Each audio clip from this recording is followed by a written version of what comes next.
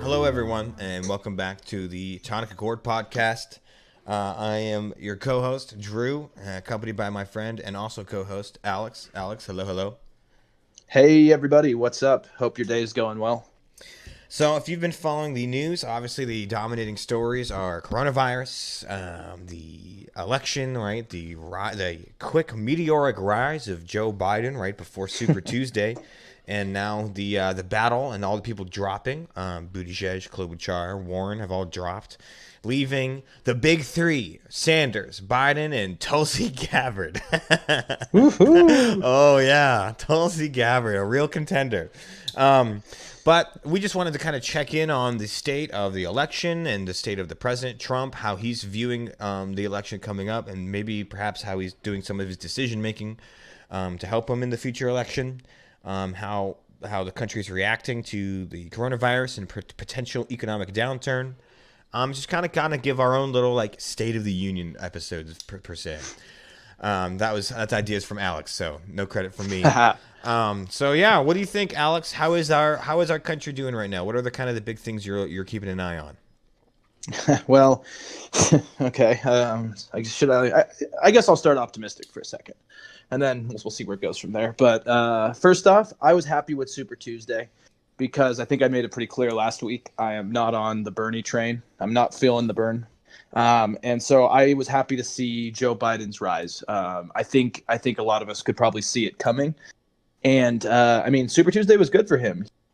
Most 14 states that voted, and exit polls from 10 states suggested that he won more than 40% of them everywhere apart from Vermont, which was interesting. And I like to see that the Democratic Party seems to be learning from what Republicans did wrong in 2016. This game theory that we've kind of seen where, you had four moderates running against Trump in 2016, all butting heads, playing a game of chicken that ended with Trump getting a small faction and eventually getting the vote. And I was kind of starting to see Bernie potentially doing that too, getting that about 30% faction, scaring away a lot of moderates, but getting enough to win the nomination. But we saw Pete Buttigieg, Klobuchar, Bloomberg, who am I missing? I think that's it. All drop out and endorse Biden. Elizabeth Warren, that's right. Elizabeth Warren as well, who has not endorsed anyone. But, we saw the field consolidate, and it helped, obviously, Joe Biden quite significantly. And now he has Bloomberg's money behind him. So I think that is it's going to be interesting to see. But now the problem with Biden is that he is a walking corpse. He is truly a walking corpse. And I'm starting to wonder if he actually speaks English anymore. And it's a little bit concerning to me because that Trump and him, if they debate, I mean, yes, Trump is not young. He's no spring chicken, but he's a quick speaker. He's funny. He has kind of the delivery of a stand-up comedian. And Biden has none of that. He's not great at speaking. I mean, he's confused his sister and his aunt. He's been running for the Senate. He won Super Thursday. I mean, come on, man. So yeah, I don't know. But I do like to see Biden kind of bringing the party a little bit together. Obviously, this is not good for Bernie's camp, but we shall see. Yeah. So what do you think? What's on your mind? I Super Tuesday was kind of tough for me because neither candidate I think I 100% aligned with. I ended up, I won't be afraid to say it. I ended up voting for Bernie Sanders. I felt like he was a better fit for I'm a little bit more progressive. I don't think that he's even going to be able, if he was, to do all of the radical changes. And I think that my main worry is while I do think a Medicare for All system is good, I think that there's a lot of growing pains and transitional things that he needs to figure out that he hasn't addressed. Anyway, all that to say though is I was more leaning towards Sanders, and that's who I ended up voting for. But he pretty much lost Super Tuesday. He won in California, but not as much as he expected, right? He kind of wanted a blowout in California. He only won Utah, Colorado, and Vermont. Of course, Vermont was going to go for Sanders no matter what. but he didn't have this massive youth coalition come out and vote for him. He didn't have the massive people of color coalition come out for him. He didn't have this revolution that he's been talking about. Like his claim is that, we can start a political revolution that will bring in people of all kinds to be this kind of populist movement that certainly will surge the country. Well, Super Tuesday proved that is probably not going to happen. And that also was exasperated by the fact that how quickly the moderate end of the Democratic Party coalesced. Now, we had talked about previously how if they don't coalesce, you could have kind of a situation, right? You mentioned like similar to Trump, where the populist sneaks up more and more, no one coalesces, and the populist takes it. Well, like you mentioned, they had learned from that, and they coalesced real quick. Klobuchar and Buttigieg dropped out. I mean, they hated each other, and they both attended a Biden, a meeting where they, said, I'm endorsing him. And Biden said, Buttigieg is like my son that passed away, which was kind of crazy to say. Yes. You could tell they were pulling out all the fireworks to make sure that Biden looked as good as possible, that the party coalesced. And I'm pretty sure, look, I'm pretty cynical too, man. Like, I'm pretty sure that the DNC told Klobuchar and Buttigieg, they're like, look, you drop out. We'll help you. So we'll help you down the road, whether it's you want to be governor, you want to be a senator, you want to get your seat back, you want to run again in the future. We'll help you out, but you got to take one for the team and support Biden now. I don't doubt that that's how the party operates. But but I think it does show that in some ways the DNC played was a pretty logistical apparatus. Absolutely. I think rose to the occasion and basically said, it's not the economy, it's Trump. It's Trump, stupid. We need to get Trump out of here. And I think, most numbers do show that Biden would, at least the numbers I'm seeing right now, there's a 46, I think Trump had a 46% chance of beating Biden. So a lot of studies do show that, Biden is the more electable candidate against Trump. And yeah, you're talking about, the endorsements from Buttigieg and Klobuchar. And it is funny. They were basically those two Midwestern moderates, kind of moderates, that really just bad blood between each other. And it's funny, that campaign rally for Biden kind of felt like bringing back the band that I don't want to see back together. Right. You had Beto showed up. Oh, right. You had Buttigieg, who I guess Joe forgot he has two sons, Hunter, when he said that you remind me of Bo. Awkward at best. But obviously, I think that all these people are hoping to get on his cabinet. I think that's pretty clear. And I'm just curious that Elizabeth Warren, again, is making this tough on Bernie because she hasn't endorsed anyone yet. And she could easily help Bernie out quite significantly right now by endorsing him. Right. I think that would really help him a lot. And I'm confused about what she wants out of this whole thing now. It's really getting confusing. And I think she obviously aligns politically more with Bernie than Biden. And I think there's a fair argument that he would probably at least put her on the cabinet, not VP. And so I just don't understand. I don't. And a lot of the Sanders camp are pretty upset with Warren that she didn't drop out before Super Tuesday. Now, I don't think it would have mattered too much, but maybe Bernie could have taken a couple more states like Massachusetts if Warren was not on the ballot, right? Maybe Maine would have gone to Sanders as well if Warren was not there. But yeah, Warren was pulling votes from Sanders through Super Tuesday, then she dropped out after. I imagine Sanders has to be bitter about that. And then now you have Bloomberg dropping out, giving most of Bloomberg's support is going to go to Biden. That's kind of that demographic where they want a stable moderate, or they perceive to want a stable moderate, right? And Bloomberg has a massive money apparatus that we've seen, it didn't work for him, but now he's going to put that money behind Biden. That's going to be huge. Biden's war chest must have just, tripled or something. And now, obviously I think Bloomberg's going to be through PAC money. It's not going to be directly through Biden, but that still counts. PAC money is big spending. So, yeah, I think that there's a bitterness now between the Sanders camp and the Warren camp. Sanders has said, we want to accept the Warren campaign, and his supporters need to stop being mean because there's been so much internet trolling from Sanders supporters. So, yeah, I think Warren's in that weird spot. I don't know why she stayed in that long. People are going to be upset at her for quote unquote screwing over Sanders. But in the end, though, I don't think it would have been. I don't think it would have been like a blowout of like even if Warren was out of it. I don't know. It looks like now. It looks like now my original prediction that I made at the beginning of the year is going to be correct. Is that Biden is going to be the nominee, and I think that Biden, even though he might be the more electable, I think there's a good chance Trump is going to mop the floor with him. He is such a goof gaff prone candidate with similar to Hillary Clinton with a lot of like weird political ties. That whole Hunter Biden thing in Ukraine, that's going to come up a lot.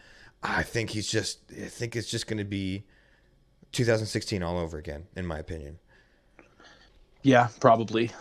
Unfortunately, like he's much more likable than Hillary, I think, on a person to person basis. But you're right, and I think the interesting thing about Biden, too, is that the left has been eating him up so much that the right hasn't even started a lot of their attacks on him. Right. You know what I mean? Like, we actually haven't heard a lot of substantive attacks from, actual – I don't want to put Trump into this because he's just the guy at the end of the bar, right?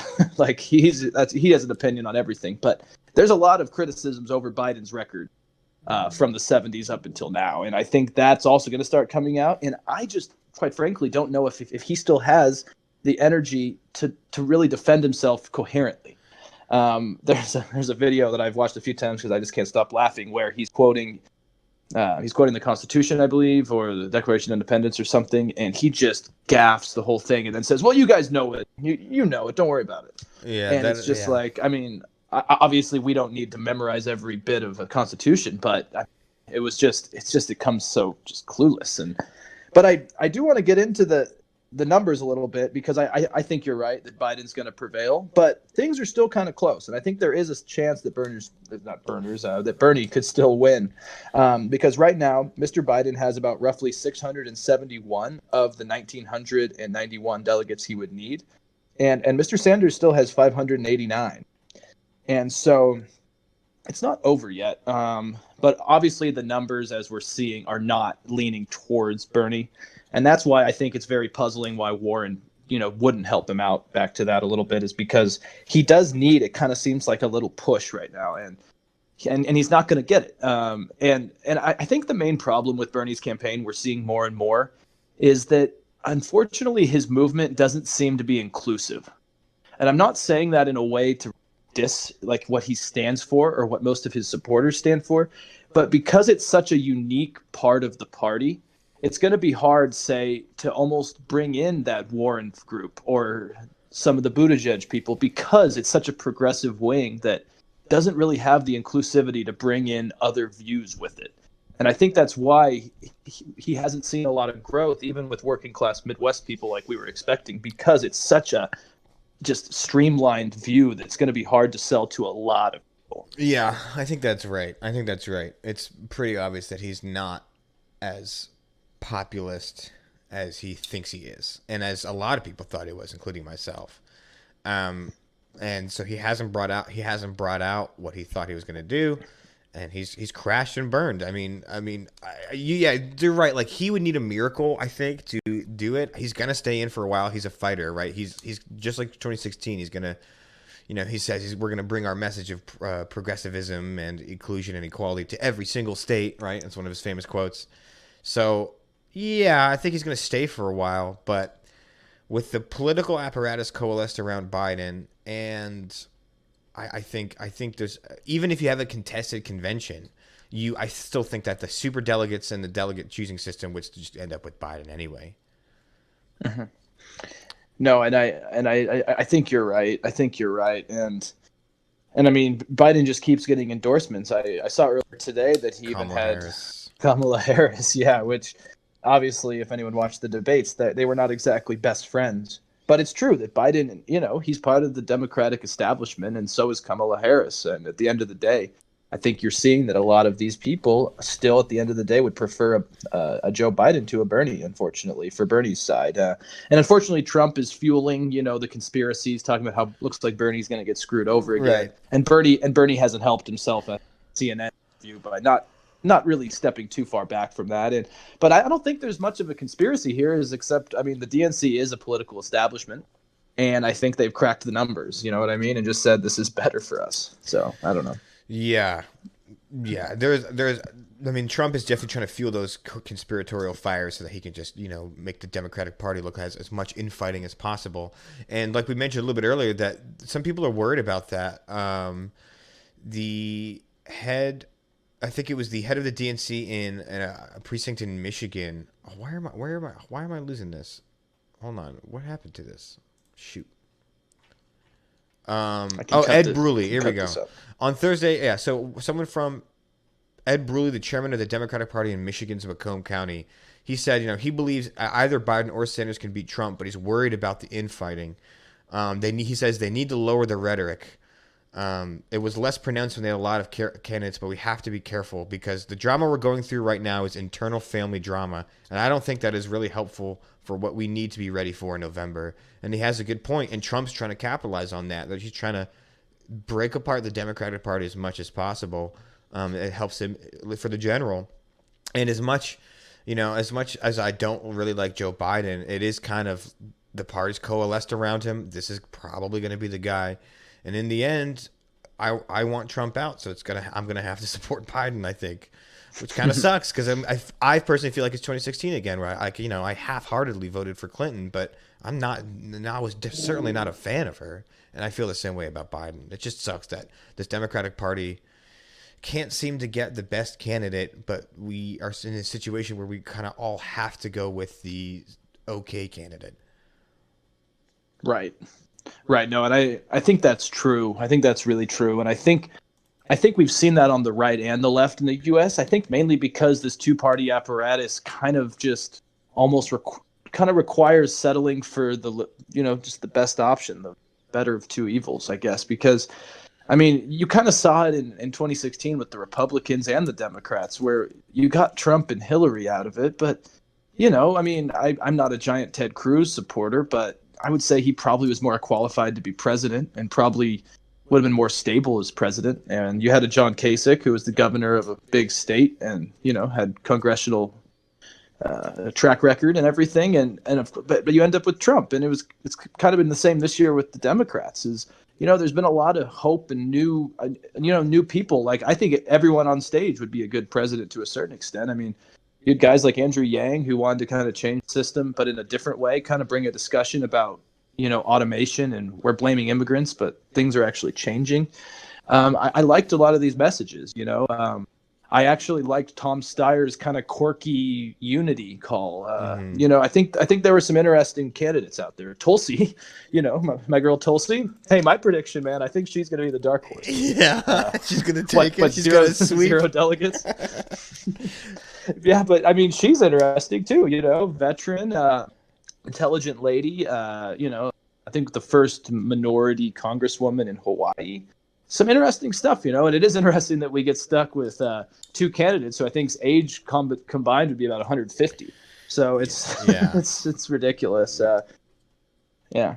But that's where we're at, I think. That's where we're at. Well, Trump has a couple other things he's got to worry about as for in regards to his election. While all this is going on, he's got the coronavirus. He's got, we mentioned earlier this week about the Afghan peace talks.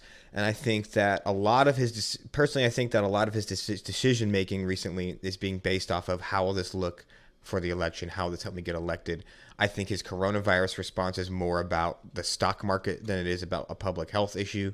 Right, I think he's worried that he's had a bull run of a stock market his entire presidency, save for one little bump a year ago, and he's been using it to his advantage. How's your 401k doing? We're in the best economy, the lowest unemployment. Well, what do you know? The year of an election, coronavirus hits, and the stock market takes the largest point plummet in its history, and the largest percentage plummet, which is more important actually, the largest percentage plummet since 2008. And it's been teetering back and forth pretty rapidly, and that volatility is not good for a long-term investment. So he's really facing this first big challenge to one of his main metrics of success, and I think he's worried about it. I think he has to worry about it. Oh, completely. I 100% agree with you, and I mean, I think he's rightfully so worried about it because this is, I think for years, all of us have been talking about how, yes, the economy's been great, and Trump hasn't been really hit with a significant crisis. And that combination has made him reelectable. There's times when I'm thinking, I'm like, if he just wasn't so much of a jerk, his policies on paper in terms of the economy have been fine. But that's the problem, is that he's kind of banked on that, like you said, and he hasn't had John F. Kennedy with the missile crisis, or a Vietnam, or a hostage crisis, or 9/11. And this coronavirus, I think, is putting some limelight on the fact that he's not a great leader in a time of crisis, No. right? And we've seen that time and time again over the last week. I watched some of the Fox News town hall where he, did his usual candid kind of stand-up routine, dissing his political opponents in the media and trying to calm people down on the coronavirus. And most professionals are just saying he needs to do his homework more. He can't go out there and say it's contained, when I think it was reported last night that someone at the CPAC convention tested positive for coronavirus. He just needs to step back and let the people around him do their job, and he doesn't. And it's a failing as a leader during a time of crisis. And of course, the Democrats haven't really been able to grasp this in a good way, because the problem is, if you call out Republicans and Trump on this, it just seems politicized right now, because everyone's a little freaked out. And I don't know if there's a good way to make this divisive on either side. And this coronavirus thing is quite bad. These test kits are underproduced and not working correctly. I think South Korea has tested close to 100,000 people. The United States is obviously much under those numbers. And that's what scares me, is there's probably a lot of coronavirus in the United States that just are going undetected. And the administration has been gutting funding to the CDC for years, and blaming Obama and blaming Democrats. It's just not good. And I think you're right. This is going to be a significant issue for Trump. Yeah, I think it's a really good point that he hasn't had like a very, very serious crisis. He's been putting, there's been small fires that I think he starts the small fires and then puts them out. But there's been small fires for years. But yeah, this is kind of one of those things that really shows how ill-prepared his administration is and was. First of all, I think putting Mike Pence in charge of the response is a poor decision. That guy has no good record with health crises. Some people look to his AIDS crisis in his state. That was pretty poorly handled. So that, I think, is a big mistake. And then Trump himself just shut up. He's saying stuff like, you can just go to work with it. Like, you can just figure it out. And then people are like, what? That is the opposite of what every single expert in the country is saying.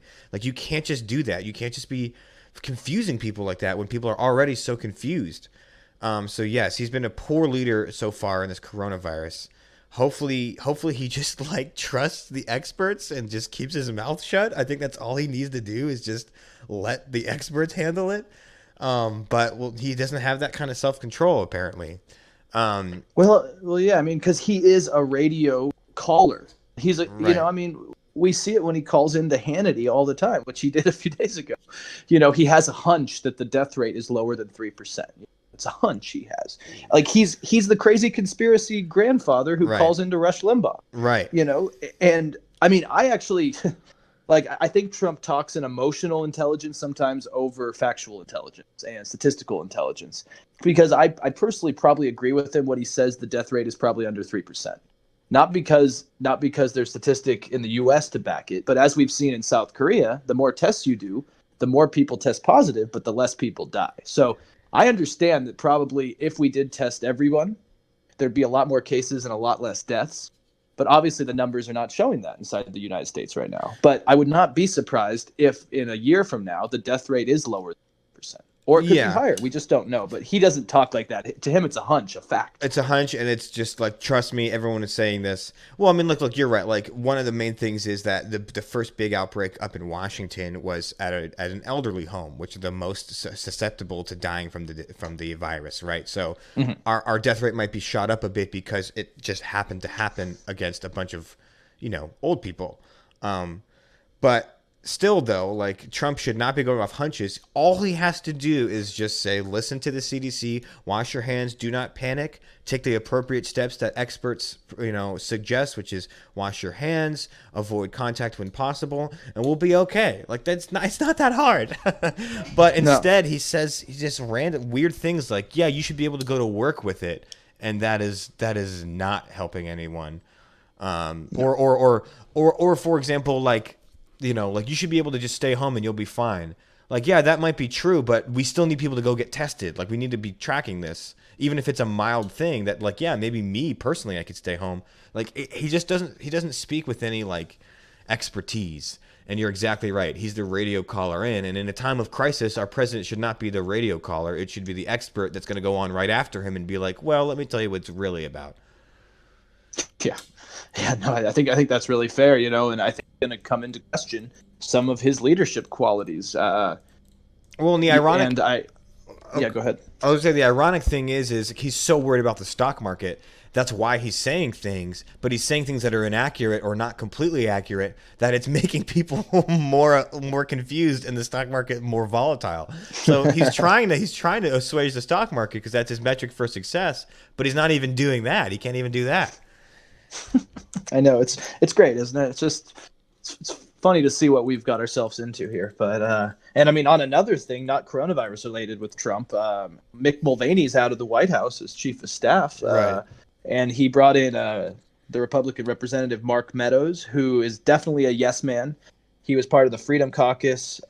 He was a Tea Partier. He was one of the guys that actually got Speaker John Boehner to step down as Speaker of the House, I think back in, I'm not going to say, I think it was 2010 or somewhere in that range. And it's just another yes man who is quite a conservative. And it kind of looks like Trump is just pulling together loyalists ahead of this bitter reelection cycle. And poor Mulvaney, he's been sent to be the special envoy to Northern Ireland. So that's quite a change in jobs, which is interesting because he is the one we mentioned a few weeks ago that is in support of Irish unification. So hey, maybe it's better he's over there doing it. But yeah, it looks like too many loyalists in the White House for me. Yeah. Yeah. I mean, he is coalescing his loyalists. I mean, no surprise there.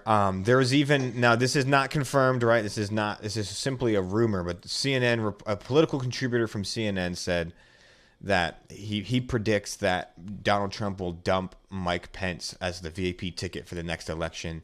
And he suggests that it would be Nikki Haley because he's doing poorly with women, especially suburban moms. Mm-hmm. I mean, I couldn't see why with all he says about women. So he's got a pretty poor record of saying some pretty sexist things, and I think he needs women vote. So again, this is not confirmed, but like some political contributors think that he's going to dump Mike Pence. So it definitely seems like he's changing his strategy. He's coalescing his loyalists, and he's definitely gearing up for this election. But it seems like his administration is in kind of a little bit of, yeah, it's in flux. Maybe not turmoil, but it's definitely in flux. And if I was any sort of a moderate Republican in the White House, I would be worried.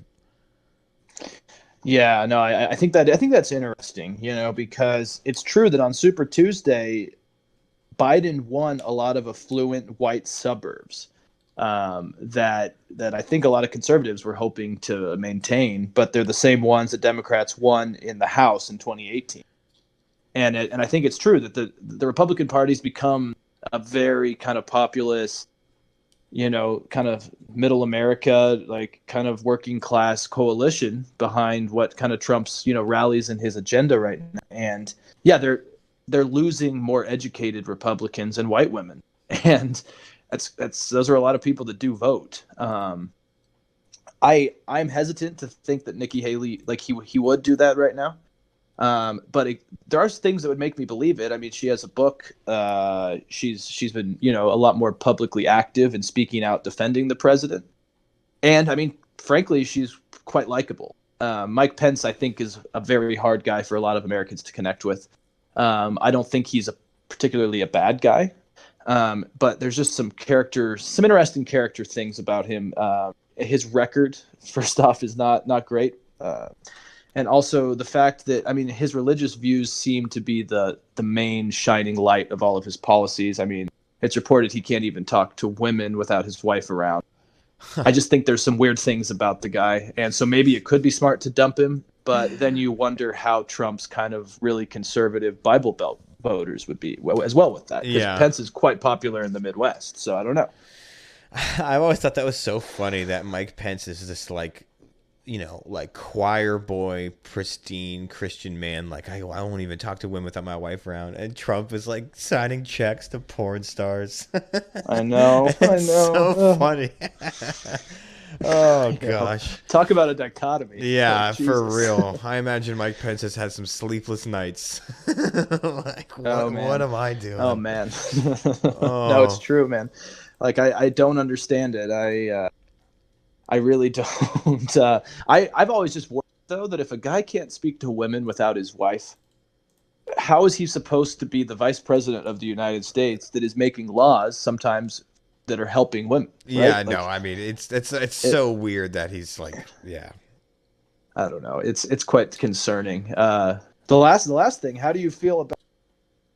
Sorry about Let's what? see, it was.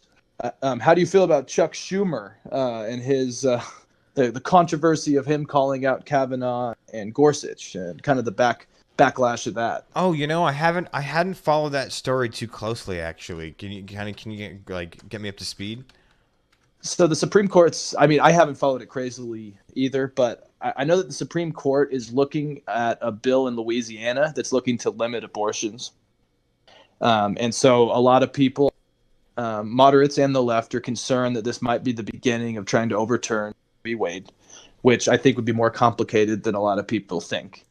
But Schumer, outside of this event, was, I guess, having a rally, you could call it, and he basically was just calling out uh, Kavanaugh and Gorsuch, saying, "You will pay for this. Oh yeah, you You will you pay the you you will be it." price. Yes, and it is weird because I mean, what's the price? I mean, as a justice, it's either death or impeachment. So I don't really know what the next step is. But he's stepped back. But it is true that I think Democrats have tried to be the higher morality and ethical.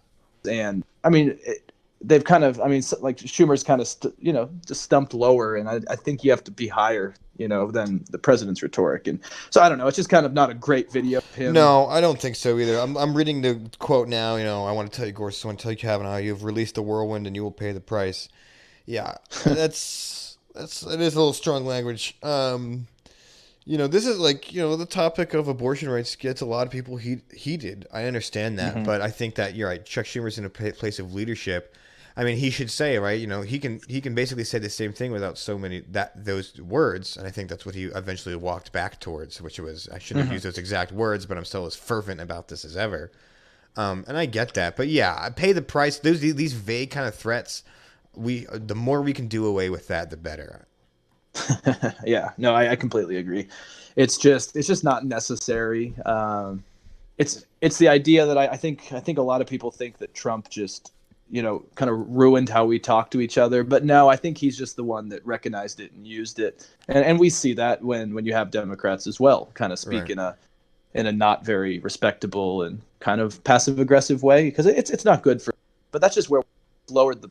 So I'm not surprised, honestly. Yeah, well, it does go to show how this especially Supreme Court judges, when you have something that's so permanent, for decades of influence, people are going to be pretty upset. People are going to be pretty testy. I don't think that Kavanaugh, I don't think that Gorsuch or Kavanaugh, but especially Kavanaugh, will be free from this kind of intense criticism and backlash anytime soon, Right. because of the way he was put in and that the drama around his selection process. I think that Democrats are going to go against that for a long time. And so yeah, while I agree that Chuck Schumer should not have used the words "you will pay the price," I do think that this kind of backlash against the Supreme Court justices is not going to stop. No, you're right. There were some very interesting background into Gorsuch and Kavanaugh, so it's not surprising. Before we're out of here, I want to try something new. Maybe since we're doing a State of the Union episode, do you have a grade you would give the state of our nation right now? Because I'm kind of in the D to D plus range. Yeah, I would say like a D plus, maybe a C minus, Ooh, because okay. I think that I think that I don't know, like I don't know. Maybe not. The coronavirus scare is pretty serious. I think that our economy, especially the stock market, is due for a correction. But I also think that because employment is still pretty low, that I don't think it'll be a full scale like recession. I hope, I think maybe it'll just be like a 10% correction from what we've had over the last year, because we still had such a bull run and unemployment's low. It's a good thing. But as far as our political grade, I would definitely a D. Our country is divided. Our election is going to get real dirty real quick. And I think we have a president that cares more about his reelection than about public concerns. No, yeah, I agree. So cool. We can average it out at a C minus. Yeah, kind of maybe D plus. I think you're more right. It's like a D plus. Okay. Cool. Well, I don't know if you have any closing thoughts, but I think this was a good little kind of comprehensive discussion about episode. The state of this. Yeah, totally. And I don't know if you have anything to add, but if not, we'll see you guys all next week. And as usual, please let us know what you think. We are out there on YouTube, Podbean, Apple Podcasts, iTunes, and all those third-party sites, which I still want to know where they even come from. Some I've never heard, but keep listening. Yeah, let us know, and have a great week. Wash your hands. That's right. Wash your hands. Maybe don't handshake as much these days. Just kind of give a good old nod. And I've been doing the shoulder. I've been doing like the elbow. The elbow touch. Yeah. Yeah. I've been like using my knuckle on the elevator and stuff instead of my finger. So hopefully that helps. We'll see. All right. Well, thank you all for listening, and stay healthy and stay safe. Peace.